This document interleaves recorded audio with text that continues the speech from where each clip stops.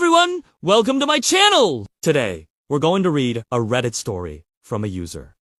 So let's jump into it. Have you ever been discarded by the very person you sacrificed everything for? I have. My name is Dorothy. I'm 64 years old. And 3 months ago, my only son told me to pack my things because I was a useless old woman. What he didn't realize was that I held the one card that could topple everything he thought was secure. 6 months earlier, I sold my home. A warm, 3-bedroom place filled with memories of raising Brian. Just so he and his wife Chelsea could afford their dream house. It's only temporary. Mom, Brian had promised. Once we're on our feet, we'll make sure you're comfortable. Comfortable. That's a funny word for living in a damp, converted garage, paying rent to my own son, while cooking his meals and folding Chelsea's laundry.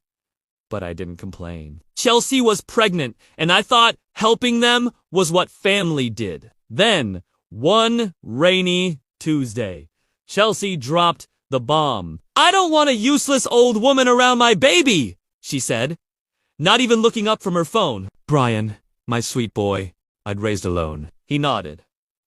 You should find a new place to live. Mom, something in me cracked, like glass shattering. I stared at the two people whose lives I had built and realized I was nothing but an obstacle now. But I didn't argue. I just smiled, nodded, and said, fine. I'll be gone by the weekend. Chelsea smirked like she'd won.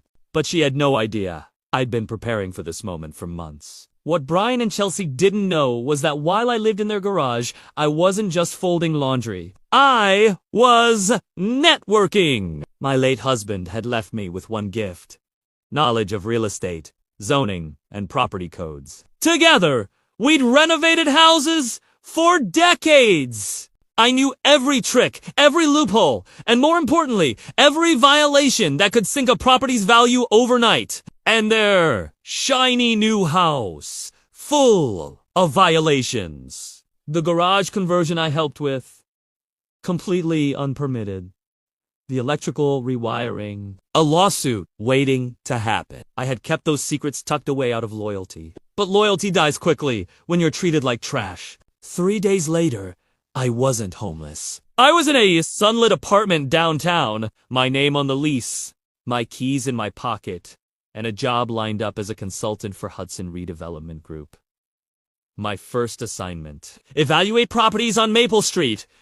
Guess what street Brian lived on? When my boss, Will Hudson, asked about 1247 Maple, I didn't need to look at the file. Oh, yes, I said sweetly. That one needs a lot of work. And just like that, Brian's house became a target. A week later, Will and I knocked on their door.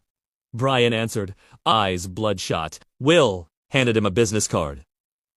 Hudson Redevelopment. We're offering cash for homes in this area. Fast closings. And then Brian saw me standing there, clipboard in hand, smiling politely. His mouth fell open. Mom, what are you doing here? Working, I said calmly. Shall we come in? We sat in the very living room where Chelsea had once told me I was useless. Will laid out the offer.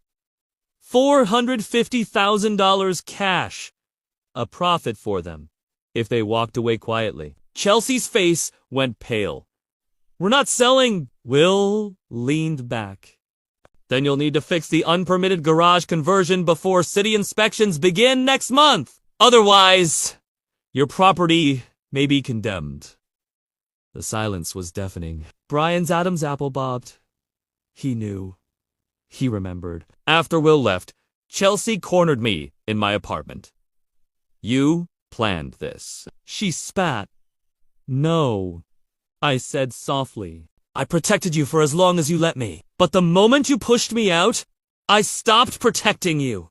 Brian begged, Chelsea cried.